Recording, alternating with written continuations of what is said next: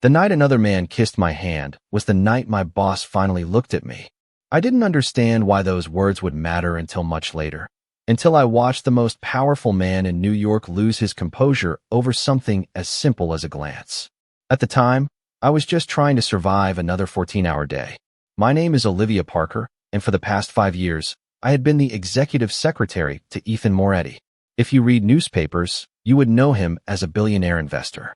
If you listen to whispers in expensive restaurants, you would hear a different story. Either way, Ethan Moretti was the kind of man who entered a room and changed the temperature without saying a word.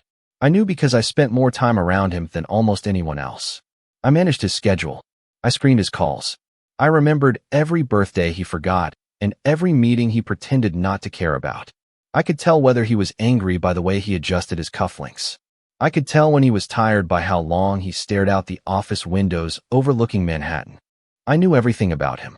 The strange part was that he knew almost nothing about me. That wasn't a complaint. It was simply the truth. Ethan never asked about my family. He never asked where I lived.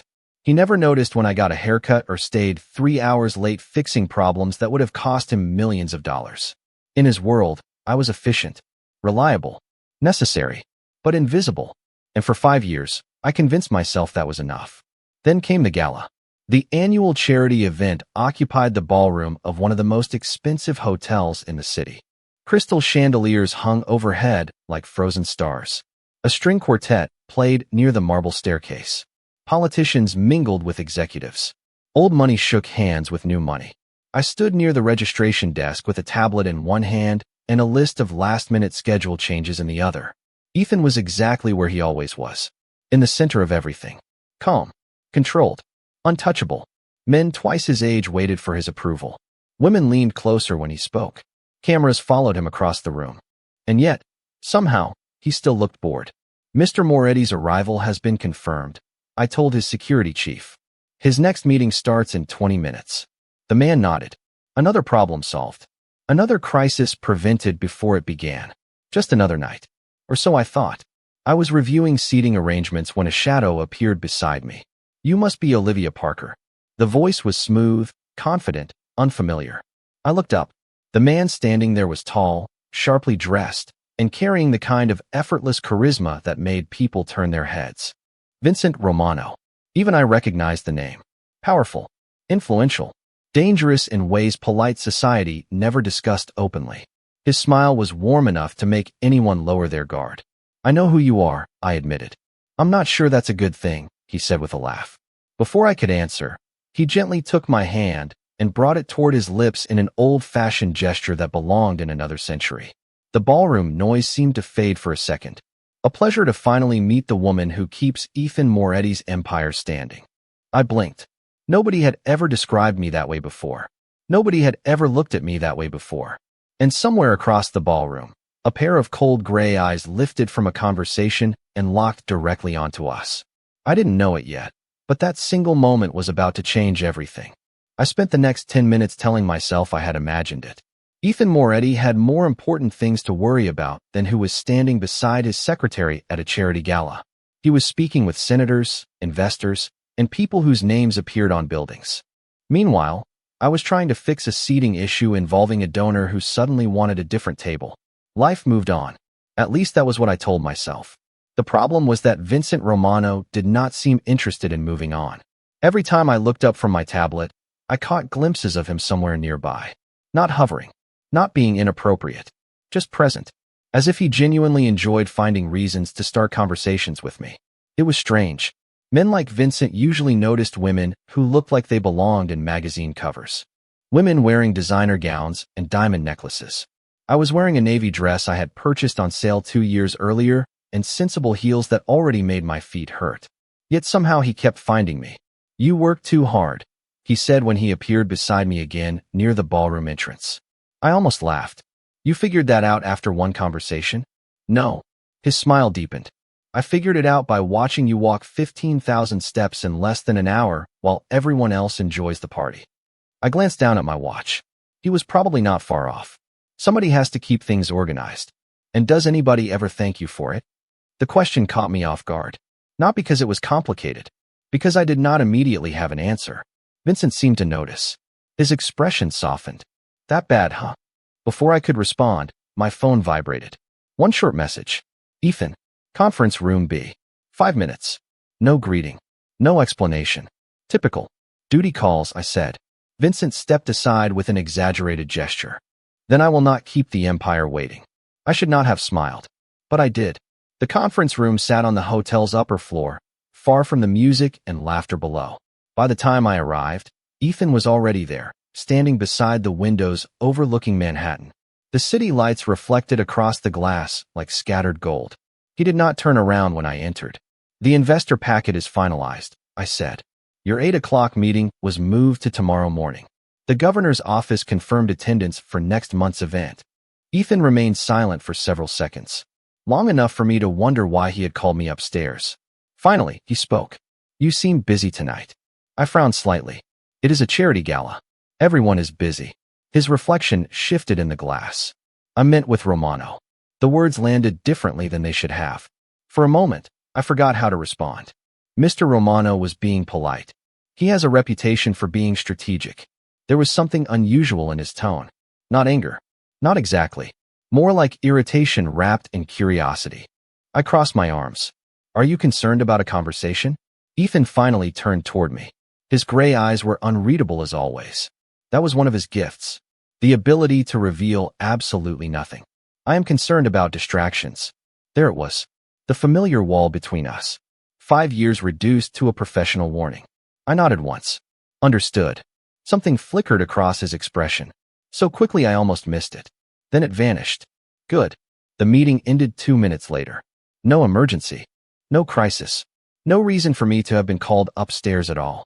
As I walked back toward the ballroom, frustration settled into my chest.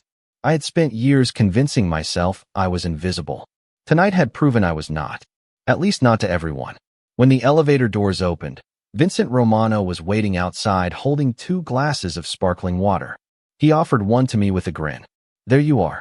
I stared at him. How did you know I would come back this way? Because, he said, handing me the glass. Unlike some people, I actually pay attention. And for reasons I could not explain, those words stayed with me long after the music ended. The gala ended after midnight, but Vincent Romano did not disappear from my life the way I expected him to. Most people drifted in and out of Ethan Moretti's orbit. They attended events, exchanged favors, and eventually moved on to the next opportunity. Vincent was different. 3 days later, I arrived at the office at 6:30 in the morning and found a small white box sitting on my desk. There was no name attached. No dramatic note. Just a bakery label from a place 20 blocks away.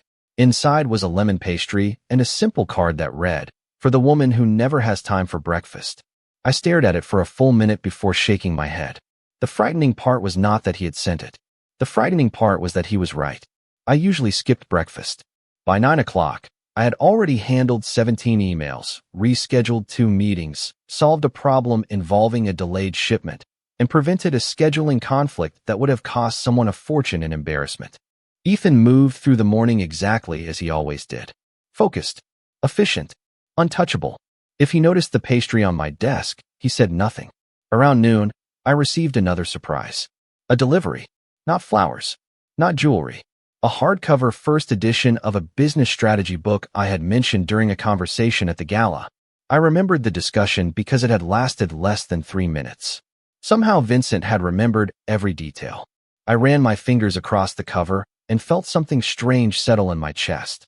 Not romance. Not excitement. Recognition. The realization that somebody had actually listened when I spoke. That afternoon, Ethan called me into his office. The floor-to-ceiling windows framed Manhattan beneath a gray winter sky. Snow threatened in the distance. The Romano negotiations have been moved to Thursday, he said. Prepare the briefing materials. Already done. He nodded once. Good. I turned toward the door. Olivia. I paused. Yes. His gaze shifted briefly toward the book tucked beneath my arm. You and Romano seem to be getting along. The comment felt casual. Too casual. We have spoken a few times. More than a few. I blinked. That was oddly specific. Ethan leaned back in his chair. Do you know what his greatest strength is? Negotiation. Observation. His eyes remained fixed on mine. He studies people until he understands exactly what they want. I looked down at the book. That sounds more like preparation than manipulation. Something flickered across his face again. That same irritation I had noticed at the gala. Perhaps the conversation should have ended there. Instead, silence stretched between us. Finally, I asked, "Why does this concern you?" Ethan looked away first. "It does not." The answer arrived too quickly, which meant it probably was not true. 2 nights later, the reason became clear. The annual Winter Leadership Foundation dinner brought together executives, politicians, and influential families from across the city. Ethan attended because he always attended. I attended because he never went anywhere without needing me. Halfway through the evening, I excused myself to review updated schedules in a side lounge. The room was quiet except for the soft crackle of a fireplace. That was where Vincent found me. "Working again," he said. I smiled despite myself. "Somebody has to." He sat across from me. "Not too close. Never too close." "Do you know what fascinates me about you, Olivia?" I am afraid to ask. Everybody in this city knows Ethan Moretti is brilliant. His expression turned thoughtful. But very few people realize that every successful man eventually depends on someone he cannot afford to lose. I laughed softly. "You are giving me too much credit." "No." Vincent's voice lowered. "I think Ethan has been taking too little." For the first time, I had no response. Because somewhere deep down, a part of me wondered if he was right. And standing unnoticed beyond the partially open doorway, Ethan Moretti heard every single word. The following Monday, New York woke beneath a sky the color of steel. Snow dusted the sidewalks outside Moretti Global headquarters, turning the city softer than it really was. Inside, nothing felt soft. The moment I stepped onto the executive floor, I sensed something had shifted. Not dramatically, not enough for anyone else to notice. But after 5 years working beside Ethan Moretti, I had learned to recognize the smallest changes. His office door was already open when I arrived. That alone was unusual. Ethan valued privacy the way other people valued oxygen. I walked in carrying the morning briefing packet. He stood near the coffee station, staring out the window. "Good morning," I said. The Zurich call was moved to 10 o'clock. "The board presentation has been finalized. Legal approved the acquisition documents."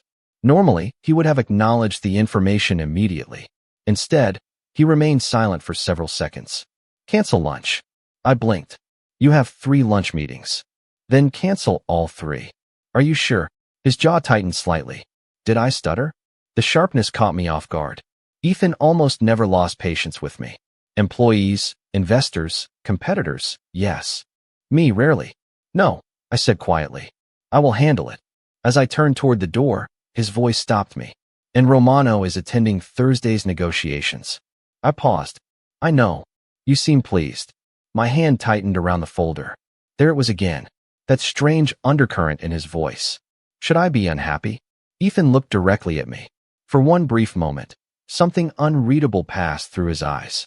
Then the familiar walls returned. Forget it. I left his office more confused than ever. By noon, rumors were spreading through the executive floor. Nothing scandalous, just observations. People noticed Vincent Romano's name appearing more frequently in schedules. They noticed joint projects, shared meetings, invitations. Most importantly, they noticed that Vincent always seemed to find a reason to include me in conversations.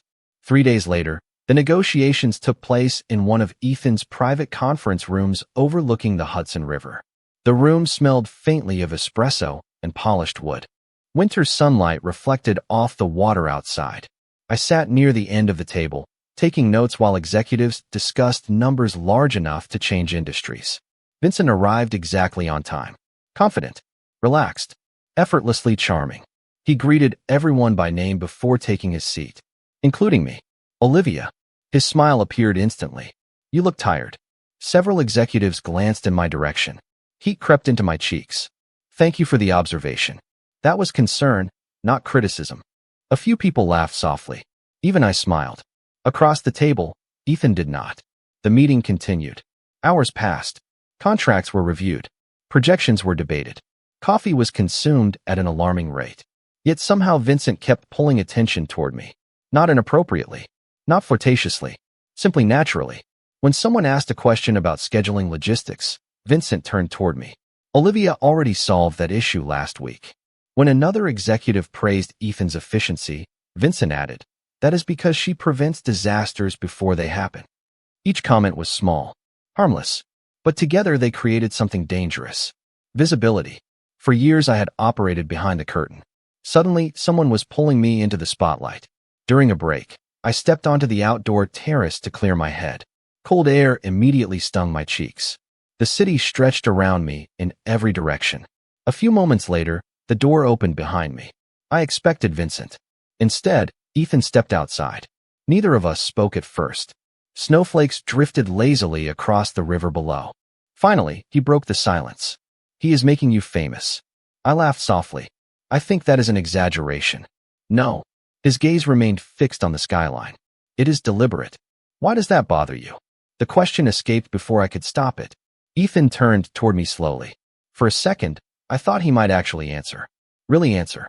Instead, he exhaled and looked away. "Because people are starting to notice what I noticed years ago." My heart skipped. "And what is that?" His eyes met mine. Calm. Intense. Impossible to read. Then the conference room door opened behind us, and Vincent Romano's voice carried across the terrace. "There you both are." Ethan's expression hardened instantly, and for the first time, I realized this was no longer about business.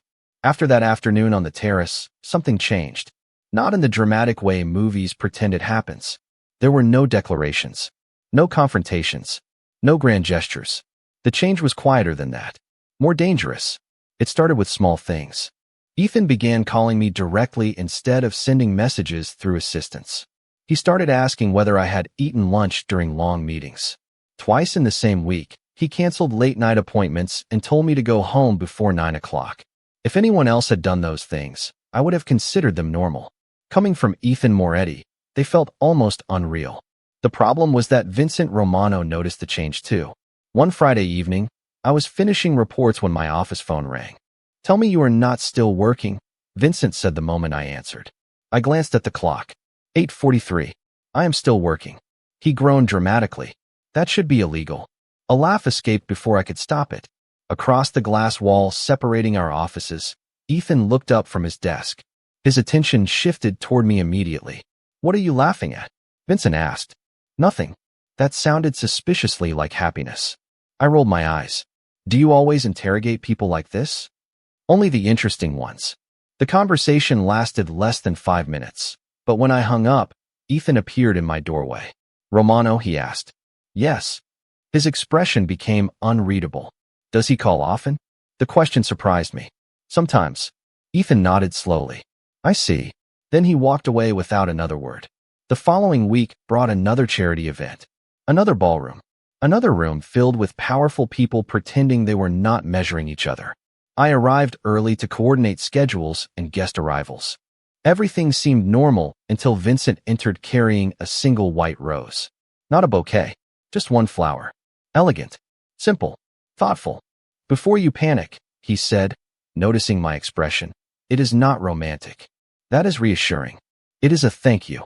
He handed it to me. "You helped resolve that contract dispute last month." Nobody else noticed. I did. I stared at the rose. Such a small thing. Yet somehow it affected me more than expensive gifts ever could have. Across the ballroom, I felt a familiar gaze.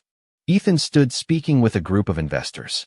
From a distance, his face revealed nothing, but his attention never left us. The rest of the evening unfolded strangely. Every time Vincent approached, Ethan appeared nearby minutes later.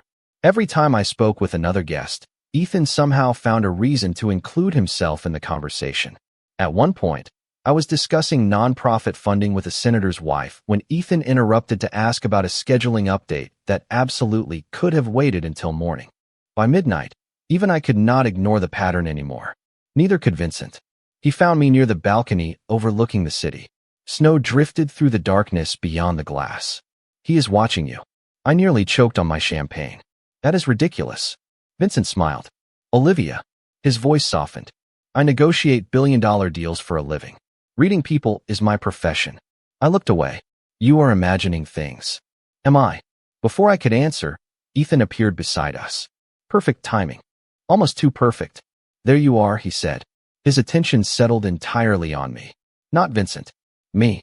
"I have been looking for you." Silence stretched between the three of us. Vincent's smile widened slightly. Ethan's jaw tightened almost imperceptibly, and standing there between them, I realized something that should have been obvious weeks ago. This was no longer a one-sided game. The man who had barely noticed me for 5 years was starting to notice far too much. The next week should have felt different. After everything that had happened, after the lingering looks and strange conversations and the growing tension neither Ethan nor Vincent seemed willing to acknowledge, I should have felt something. Excitement, hope, curiosity. Instead, I felt tired. Tired in a way that had nothing to do with work. Maybe it was because I had spent 5 years building my life around someone else's priorities. Maybe it was because for the first time, I was starting to wonder what my own priorities looked like. The question stayed with me on a cold Thursday evening as I worked late preparing documents for an upcoming acquisition. Most of the executive floor was empty. The city glowed beyond the windows, thousands of lights scattered across Manhattan like stars trapped beneath glass. Around 8:30, I realized I had left a signed contract in one of the conference rooms. Grabbing my notebook, I headed down the hall. Voices stopped me before I reached the door. Ethan was inside. He was speaking with Daniel Harper, one of the senior executives. I had no intention of listening. But then I heard my name. Instinct froze me in place. Romano keeps asking about Olivia, Daniel said. Honestly, I cannot blame him. Half the company would fall apart without her. There was a brief silence. Then Ethan answered. Calm. Detached. The same voice he used during billion-dollar negotiations. Every position can be replaced. I stopped breathing. Including hers? Daniel asked. Especially hers, Ethan replied. Nobody is indispensable. The words hit harder than they should have.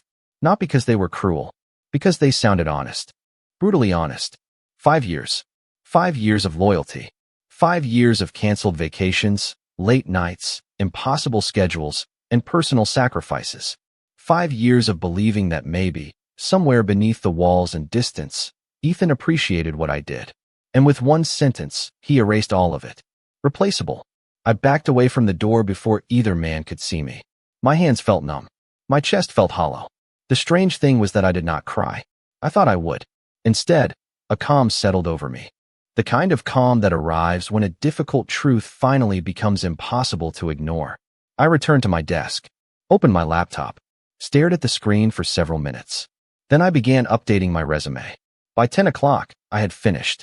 By 11, I had submitted applications to 3 executive consulting firms. For the first time in years, I felt like I was doing something for myself.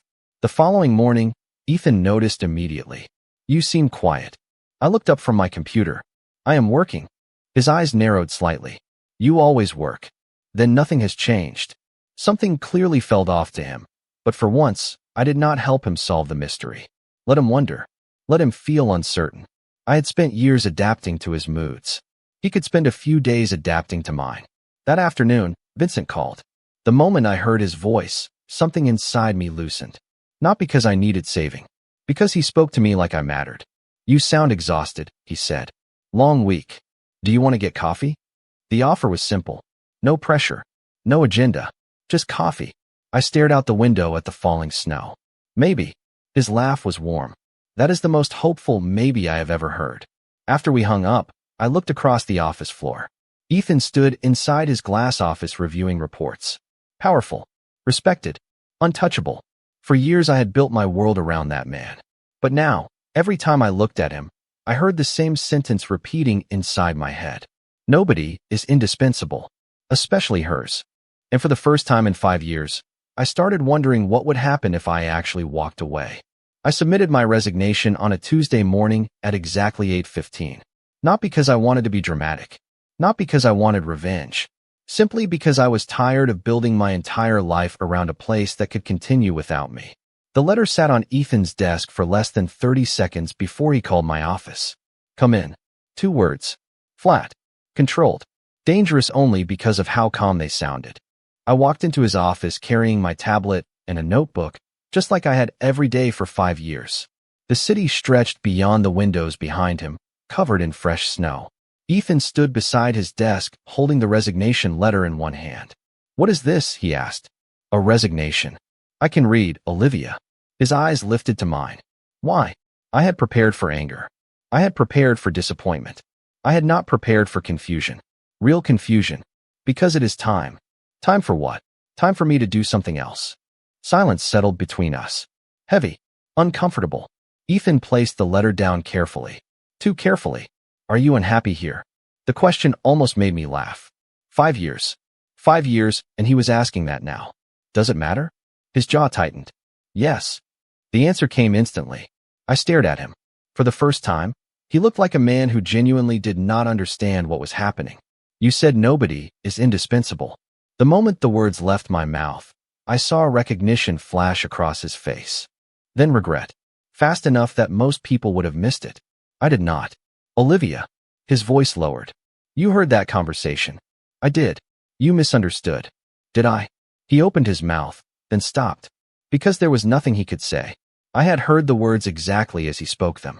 No explanation could change that. By the end of the conversation, my resignation remained on his desk. By the end of the week, the entire executive floor knew I was leaving. Reactions ranged from shock to panic. 3 department heads tried convincing me to stay. The legal team sent flowers. Someone from accounting actually looked close to tears. Through all of it, Ethan became strangely quiet. The louder everyone else reacted, the quieter he became. Then came Friday. Vincent Romano invited me to dinner. Nothing extravagant. A small restaurant overlooking the river. Warm lighting. Live piano music. No hidden agenda. No pressure. Just dinner. For the first time in years, I accepted. The evening felt easy in a way I had almost forgotten life could feel. Vincent listened when I spoke. He asked questions about my plans. My goals. The future I wanted. Nobody had asked me those questions in a very long time. We were finishing dessert when his expression shifted slightly. Not alarm. Recognition. I followed his gaze toward the entrance. Ethan stood near the front of the restaurant. Alone. No assistants. No entourage. No scheduled meeting that I knew about. Just Ethan. For a second, none of us moved. Vincent leaned back in his chair. Well, he said softly. This should be interesting. Ethan approached slowly. His attention never left me. Not once. Olivia.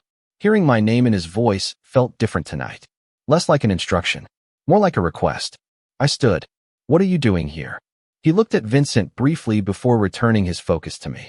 Looking for you. My heart stumbled. Vincent said nothing. Ethan said nothing else. But standing there beneath the restaurant lights, with snow falling softly beyond the windows and the entire city glowing around us, I realized something had changed. Not in me. In him. For the first time since I had met Ethan Moretti, he looked like a man afraid of losing something. The restaurant seemed quieter after that. The piano still played. Conversations still drifted through the room. Glasses still clinked softly beneath warm lights. But all I could hear was the tension stretching between Ethan and Vincent. Neither man raised his voice. Neither man moved aggressively. They did not have to. Power recognized power. Confidence recognized confidence. And somehow I had become the center of a conversation nobody was willing to have out loud. Would you like to sit down? Vincent asked politely. Ethan looked at the empty chair for a moment before shaking his head. No. His eyes remained on me. I need to speak with Olivia. Then perhaps you should ask Olivia what she wants, Vincent replied. Silence followed. I hated that he was right. Because for weeks, maybe even months, people had been making decisions around me. Talking about me. Watching me. Evaluating me. Very few had actually asked me what I wanted. Ethan seemed to realize it too. Slowly, he turned toward me. Would you speak with me? The question surprised me more than anything else that evening. Ethan Moretti did not ask. He instructed, directed, expected. Yet here he was asking. For a few minutes, I said. Relief flashed briefly across his face before disappearing. Vincent stood as I gathered my coat. Call me when you get home. The words were simple, respectful, trusting. Ethan heard them. I could tell by the way his shoulders stiffened slightly. Neither man commented. Outside, snow drifted through the night air. The city glowed silver and gold beneath winter clouds. Ethan and I walked half a block before stopping near the river. For a long moment, neither of us spoke. Then he finally exhaled. I handled this badly. I almost laughed. That is one way to describe it. A faint smile touched his mouth before fading. You heard one conversation and decided to leave. One conversation? I looked at him in disbelief. Ethan, it was not one conversation. It was 5 years. The words hit harder than I intended. His expression changed immediately. Olivia, no. I shook my head. Do you know what the worst part was? He remained silent. I believed it. The wind carried snowflakes between us. When you called me replaceable, I believed you because you spent 5 years acting like I was. Pain crossed his face. Real pain. Not the polished disappointment he showed investors. Something deeper. More personal. I never thought you were replaceable. Then why say it? For once, Ethan had no immediate answer. He stared toward the river, toward the lights reflected across the dark water. Finally he spoke. Because that is how I survive. I frowned. What does that mean? His laugh held no humor. Everything in my world has an expiration date. Deals end. Partnerships fail. People leave. He looked at me then. Directly. Honestly.